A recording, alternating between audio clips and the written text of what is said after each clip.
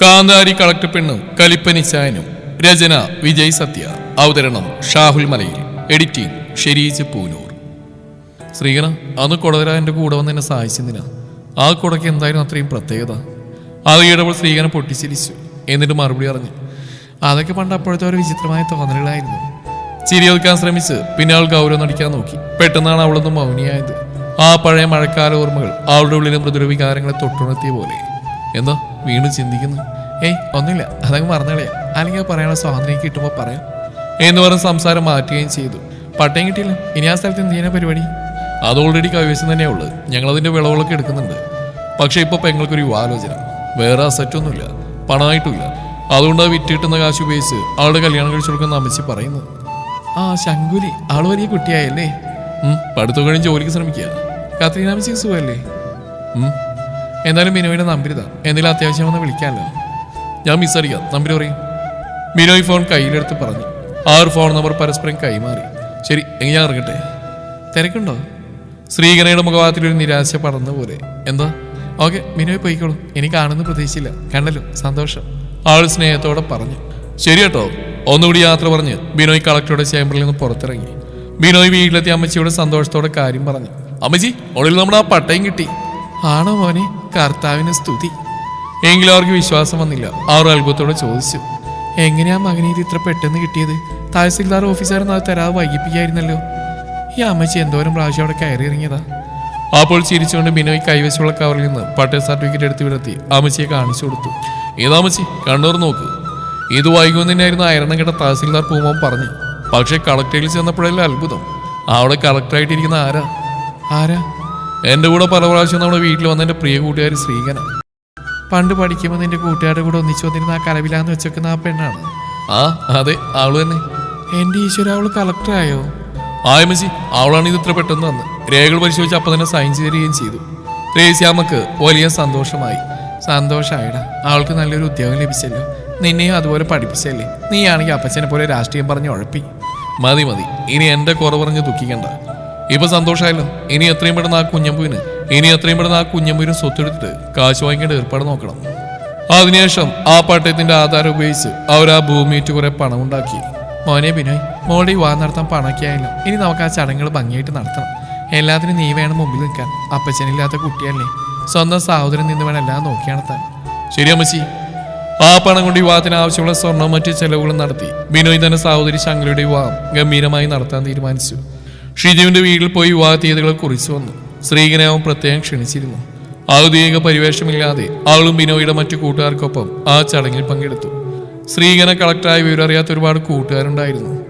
അവർക്കൊക്കെ അവിടെ യാതൊരുവിധ ജാടയുമില്ലാതെ നിർലോഭമായ സാന്നിധ്യം വളരെ ആദരവും ബഹുമാനവും സന്തോഷവും ഉണ്ടാക്കി. ആ മനോഹരമായ വിവാഹം അവരുടെ അടുത്തുള്ള പള്ളിയിൽ വെച്ച് വളരെ ഭംഗിയായി നടന്നു.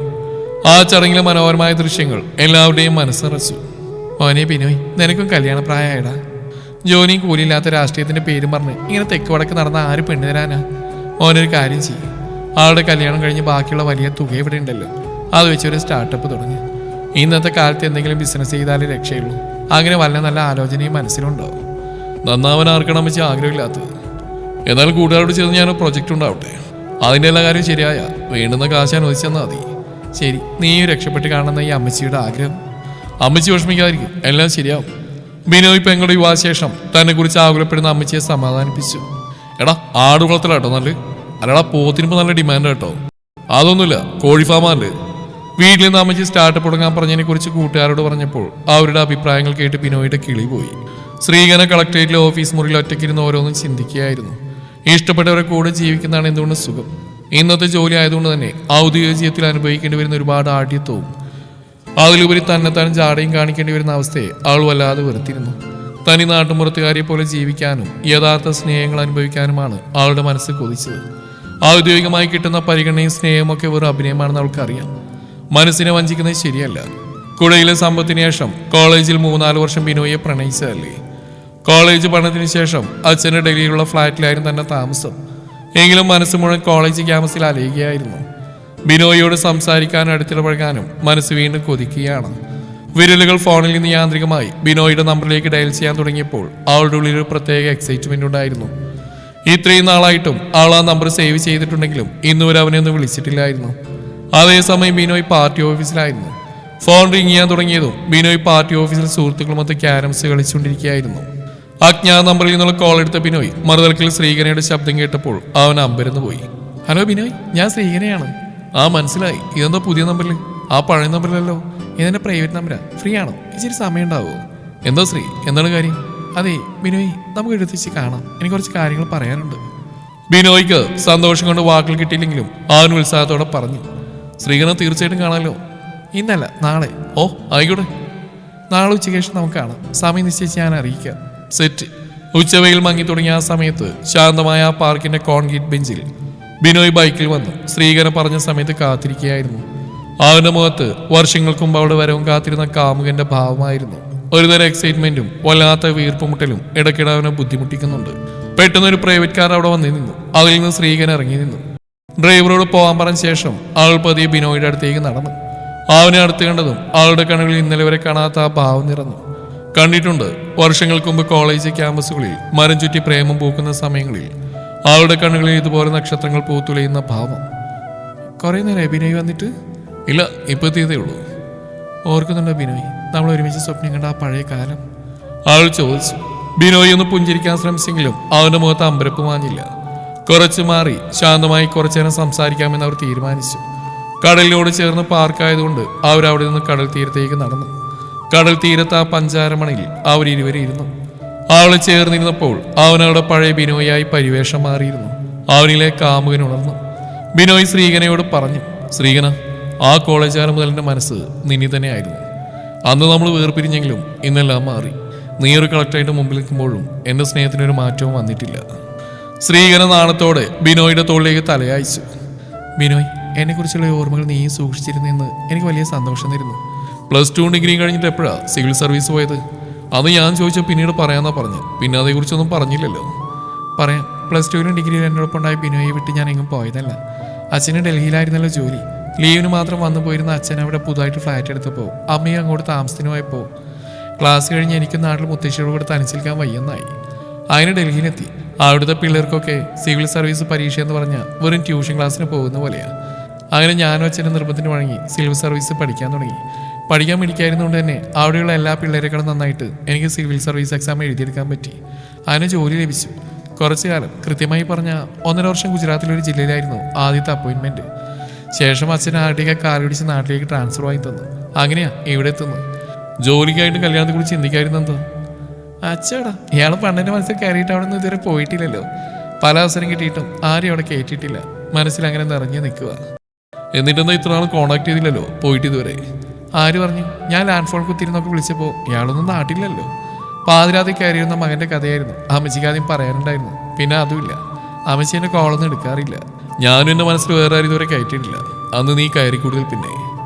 ആണോ? ആർ പരസ്പരം കണ്ണുകളിലേക്ക് നോക്കി.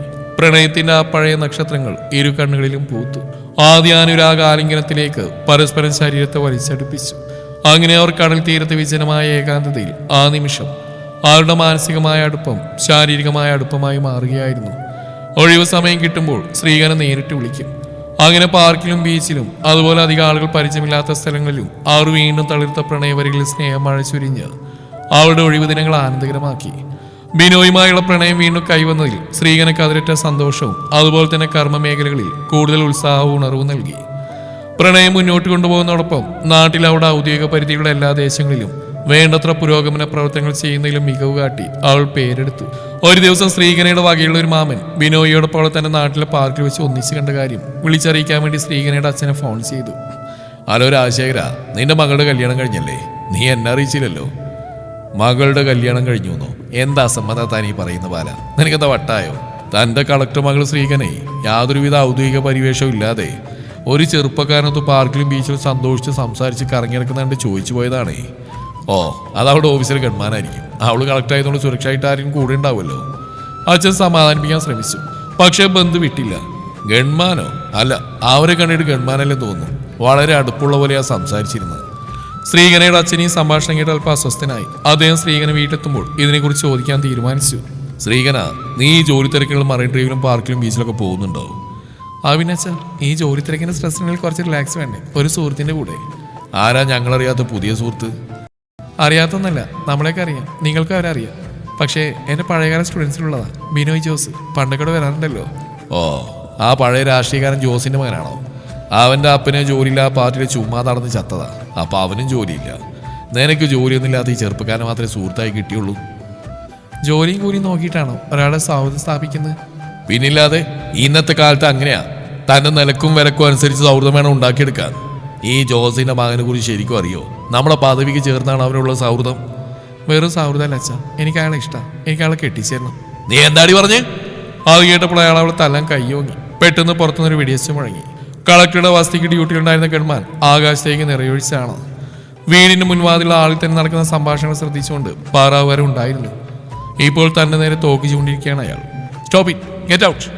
ശ്രീകരൻ പാറാവുകാരനെ പുറത്താക്കി വാതിൽ കുറ്റിയിട്ടു. തന്റെ മകൾ ഈ ജില്ലയിലെ കളക്ടറാണെന്ന ബോധം ഒരു നിമിഷം അയാൾക്ക് നഷ്ടമായിരുന്നു. പാറാവുകാരന്റെ ആ പ്രവൃത്തി കൂടി ആയപ്പോൾ അയാൾ തീർത്തും ഒറ്റപ്പെട്ടു പോയി. തുടർന്ന് അയാൾ വളരെ ശാന്തനായി മകളോട് ചോദിച്ചു, നിനക്ക് നല്ല നല്ല വിവാഹാലോചനകൾ പ്രതീക്ഷിച്ചല്ലേ ഞങ്ങളിവിടെ ഓരോ നാളും കഴിച്ചു കൂട്ടുന്നത്? അതിനിടയിൽ ഇങ്ങനത്തെ വേണ്ടാത്ത കൂട്ടുകെട്ടൊക്കെ ഉള്ള പലരും അറിഞ്ഞാൽ പിന്നെ എന്താവും സ്ഥിതി?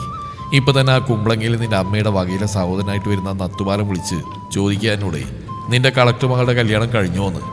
അയ്യോ, കുമ്പളങ്ങിയിലെ നത്തുപാലനാണോ നിങ്ങളോട് ഇവളവന്റെ കൂടെ കണ്ട കാര്യം പറഞ്ഞു വിളിച്ചു ചോദിച്ച്? എങ്കിലും ഈ വാർത്ത കൊണ്ട് അവൻ നാടിനെ നടക്കും. അമ്മ ഉത്കണ്ഠയോടെ പറഞ്ഞു. അവനൊരു ജോലി പോലും ഇല്ലാണ്ടിരിക്കുന്ന ആളെ നിന്റെ ജീവിതത്തെ ബാധിക്കില്ലേ മോളെ? ശ്രീകരൻ ശാന്തമായി മറുപടി നൽകി. അച്ഛാ, അമ്മേ, ജോലിയേക്കാൾ വലുതവന്റെ നല്ല മനസ്സും എൻ്റെ പ്രണയവും. ഇഷ്ടപ്പെടുന്നവർ തമ്മിൽ കല്യാണം കഴിക്കണം, അങ്ങനെയാണ് വേണ്ടത്. ആരൊക്കെയോ കാണിച്ചിരുന്ന ആളുമായിട്ട് ഒരു പരിചയമില്ലാതെ ഇങ്ങനെ പൊരുത്തപ്പെട്ട് ജീവിക്കും. അതൊക്കെ പഴയ കാലത്തെ നടക്കുകയുള്ളൂ. ഇപ്പൊ കാലം മാറിയില്ലേ? മിനോയ് നല്ലവനാ, അവന് കഠിനാധ്വാനം ചെയ്യാൻ തയ്യാറാണ്. അവനിപ്പോൾ പുതിയ ബിസിനസിന്റെ ആലോചനയില്ല. അതിന്റെ ഇൻവെസ്റ്റ്മെന്റും അവന്റെ കയ്യിലുണ്ട്. നമുക്ക് അവനിൽ വിശ്വസിക്കാം. ഈ കല്യാണം നിങ്ങൾ ആലോചിച്ചതിനെ നടത്തി തന്നാൽ നിങ്ങൾക്ക് യാതൊരു കുറച്ചിലും ഉണ്ടാവില്ലല്ലോ. വെറുതെ ബഹളം വെച്ച് പ്രശ്നങ്ങൾ ഉണ്ടാക്കുന്ന എന്തിനാ? അവരുടെ മുഖത്ത് ആശങ്ക പതുക്കമായെന്ന് ശ്രീകനെ കണ്ടു. ശ്രീകനയുടെ മാതാപിതാക്കളും മകളുടെ ഇഷ്ടത്തിനനുസരിച്ച് അവരുടെ തീരുമാനം മാറ്റി. ഇന്നത്തെ കാലത്തെ കുട്ടികളല്ലേ, അവരവരുടെ ഇഷ്ടം പോലെ ജീവിക്കട്ടെ. അങ്ങനെ ബിനോയും ശ്രീകനയും ആഡംബരത്തോടെയും സന്തോഷത്തോടെയും വിവാഹിതരായി. അന്നത്തെ ആദ്യ രാത്രി ബിനോയ് ചോദിച്ചു, ഇപ്പൊ നമ്മൾ വിവാഹം കഴിച്ചു, ഒരുപാട് അടുത്തല്ലോ. ഇന്നെങ്കിലും പറ, എന്തിനാ കൂടെ എനിക്ക് തരാ ഒറ്റയ്ക്കനെ പിടിച്ച് എന്നോടൊപ്പം വന്ന്? പറയാം. അവളവൻ്റെ അടുത്തിരുന്നു. ശൂശമുള്ളതാ കൈകൊണ്ടേ ഈ ചീച്ചി പിടിച്ചിട്ട് എന്നെ കൊടതൊഴിലെന്ന് കരുതിയ. അയ്യേ ശോകം. സന്തോഷം നിറഞ്ഞ അവരുടെ ജീവിതത്തിന് അവിടെ തുടക്കം കുറിക്കുകയായിരുന്നു.